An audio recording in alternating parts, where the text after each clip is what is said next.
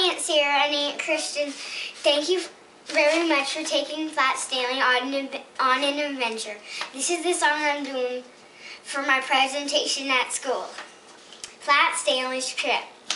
Flat Stanley went to Buffalo and had some fun there also. He went to Brianna School and everyone thought he was cool.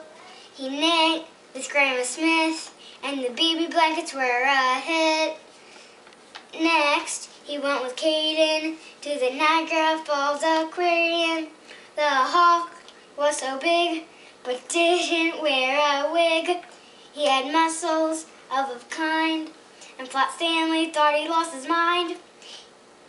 He went with Jacob to the playground and saw new things all around.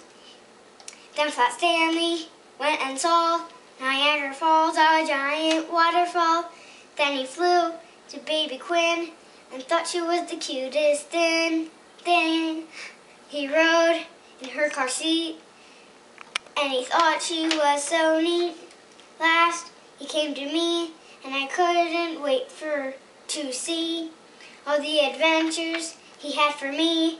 My favorite Flat Stanley. Thank you. Love you.